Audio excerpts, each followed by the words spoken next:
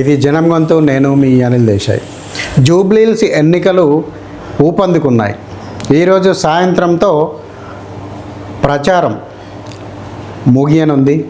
రేపు లేదా ఎల్లుండి 11వ తేదీ ఓటింగ్కు సిద్ధం కానుంది జూబ్లీహిల్స్ నియోజకవర్గం. బండి సంజయ్ కూడా మరి గత వారం రోజులుగా కాన్స్టిట్యున్సీలో ప్రచారం నిర్వహిస్తున్నారు. అందులో భాగంగానే ఆయన ప్రచారం కోసం పర్మిషన్లు పెట్టుకున్నప్పటికీ కూడా పోలీసులు దాదాపు కొన్నిసార్లు ఆయన ప్రచారాన్ని, ఆయన యొక్క షెడ్యూల్ను నిరాకరించి అనుమతి ఇవ్వకపోవడం పట్ల బండి సంజయ్ చాలా తీవ్రంగా స్పందించడం కూడా జరిగింది. మీరు పర్మిషన్ ఇచ్చినా ఇవ్వకున్నా కూడా నేను ఖచ్చితంగా ప్రచారానికి వెళ్తాను అని ఆయన మాట్లాడడం జరిగింది. అందులో భాగంగా ఈరోజు యూసఫ్గూడ బ్లాక్ సి వద్ద ఆయన ప్రచారాన్ని నిర్వహించడం జరిగింది.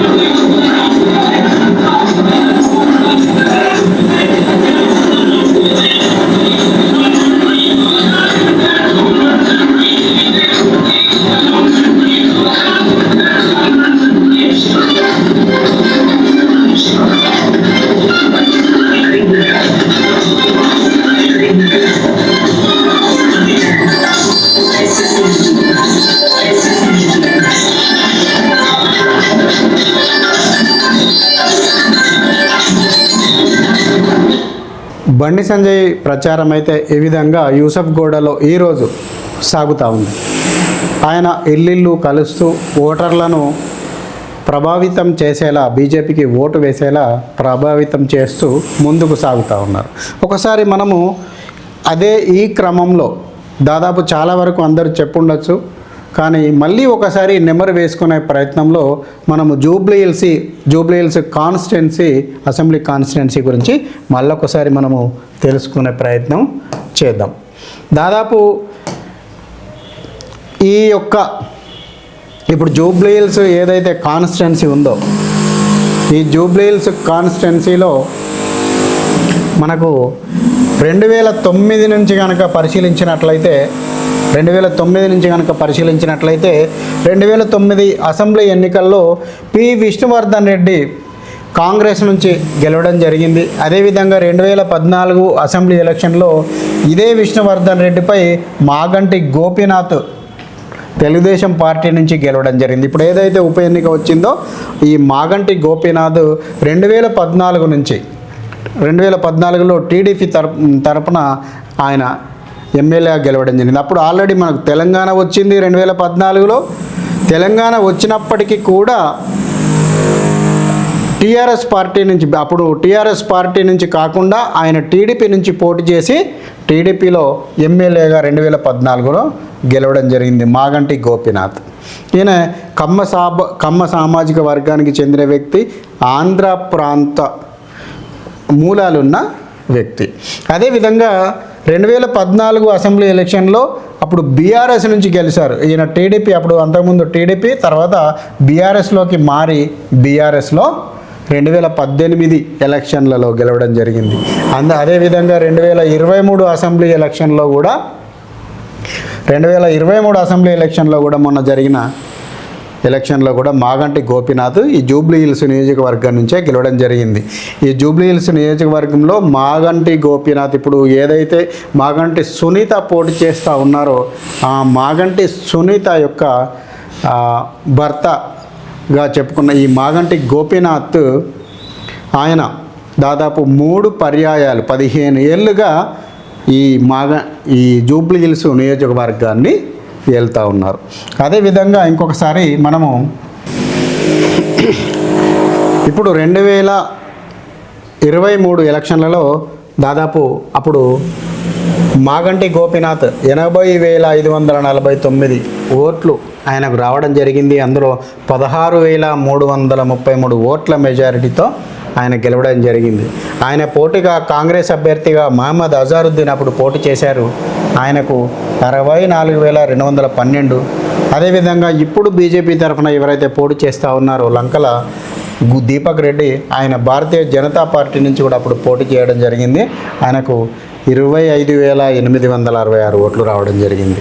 దాదాపు 2023లో 3,60,000 ఓట్లు అనుకుంటే ఇప్పుడు దాదాపు 3,99,000 పైచిల కంటే ఇంచుమించుగా 4 లక్షల ఓట్ల వరకు మెజారిటీ, 4 లక్షల ఓట్ల వరకు జూబ్లీహిల్స్ కాన్స్టిట్యున్సీలో ఉండడం జరిగింది. దాదాపు ఇందులో ఓటింగ్ పర్సంటేజీ చూసుకున్నట్లయితే కొంత తక్కువ ఉండొచ్చు.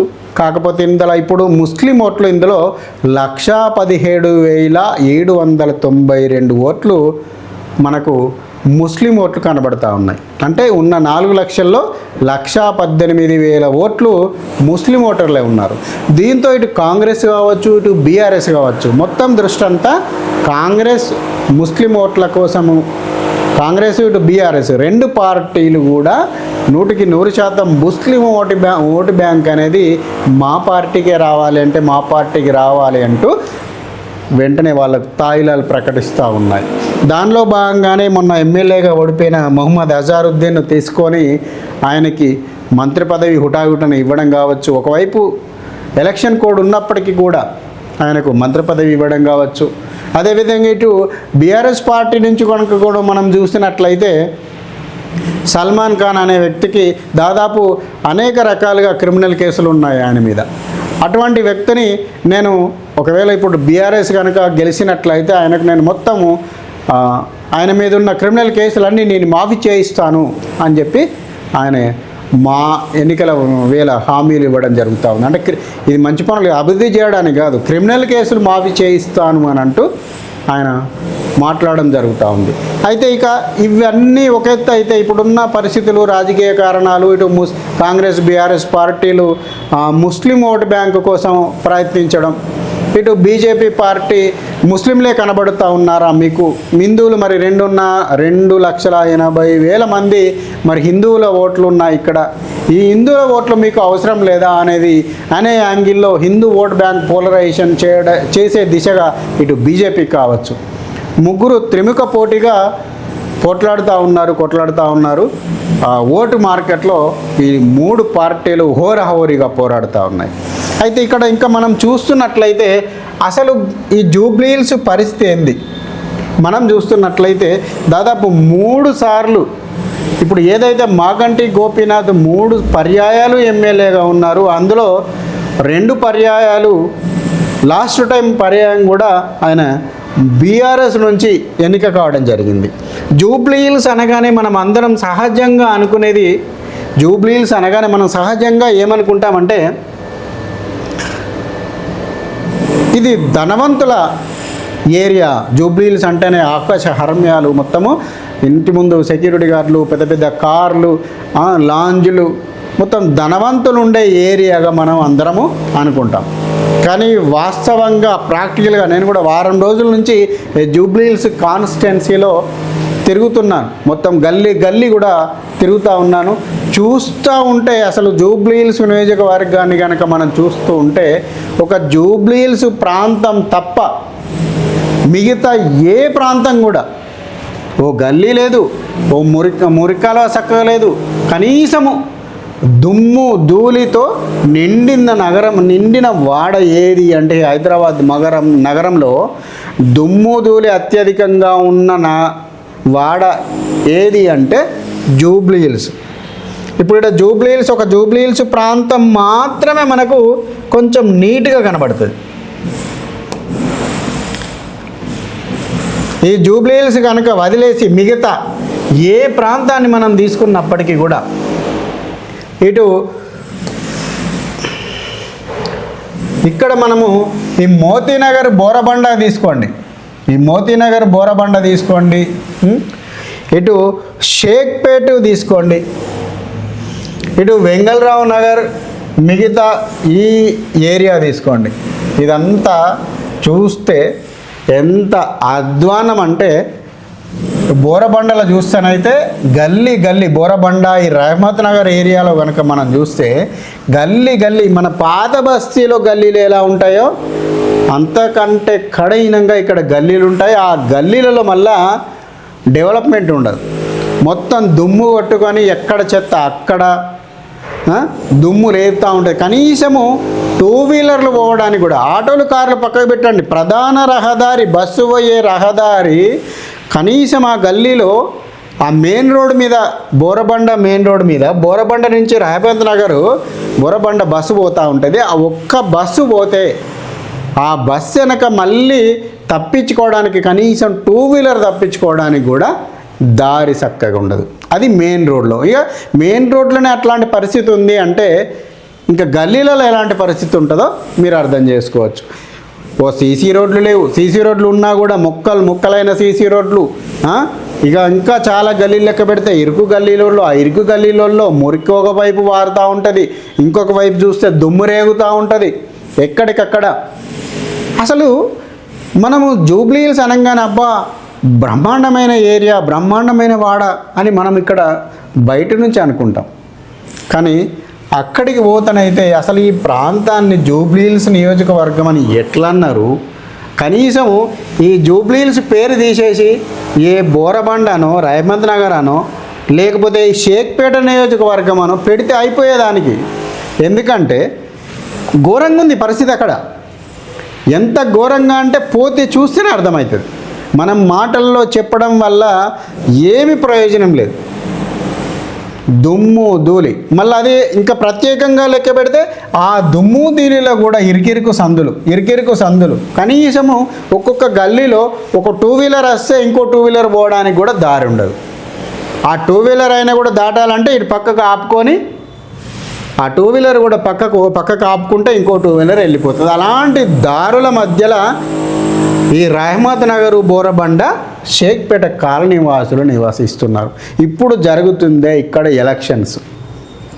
ఇక్కడ ఈ ఉప ఎన్నిక జరిగే పరిస్థితిని కనుక చూస్తే అసలు ఎందుకు నాయకులు ఏం చేస్తున్నారు, ఇక్కడ వాళ్ళు కట్టే ట్యాక్స్ డబ్బులు ఎక్కడికి పోతున్నాయి, వాళ్ళు కట్టే ట్యాక్స్లు ఎక్కడికి పోతూ ఉన్నాయి, డెవలప్మెంట్ ఎక్కడికి పోతూ ఉన్నది. ఫిగర్లలో వేలాది కోట్ల రూపాయలు చూపెడతా ఉంటారు. మేము ఇన్ని ఖర్చు చేసాం, మేము అన్ని ఖర్చు చేసాం డబ్బులు అనుకుంటూ. ఇప్పుడు కాంగ్రెస్ కూడా ఇప్పుడు ఎలక్షన్ల సందర్భంగా కాంగ్రెస్ పార్టీ కూడా ఒక రిజైన్ కేటీఆర్ అని చెప్పి ఒక పోస్టర్ రిలీజ్ చేసింది. మేము ఈ పరిస్థితి, మీరు ఇక్కడ ఇన్ని సంవత్సరాలు అధికారంలో ఉన్నారు, మీ పార్టీ అధికారంలో ఉంది, మీ ఎమ్మెల్యేలు అధికారంలో ఉన్నారు, ఇక్కడ డెవలప్మెంట్ ఇంత దరిద్రంగా ఉంది, మేము వచ్చినాము ఈ 2 సంవత్సరాల్లో ఇంత డెవలప్మెంట్ చేసామని పోస్టర్లు అంటేశారు. మరి ఆ పోస్టర్లకు అక్కడ ఈ కనీసం ఎందుకైతే దాదాపు 16-18 నెలలు అవుతుంది ఈ ప్రభుత్వం వచ్చి కూడా. అంటే ఆ ప్రభుత్వం వచ్చి కూడా కనీసం ఒక మోరీ సాఫ్ చేయడానికో లేకపోతే ఒక సీసీ రోడ్డును కొంచెం స్మూత్గా హ్యాండిల్ చేయడానికో గల్లీ ఆక్రమణలు తొలగించడానికో ఏమీ లేదు.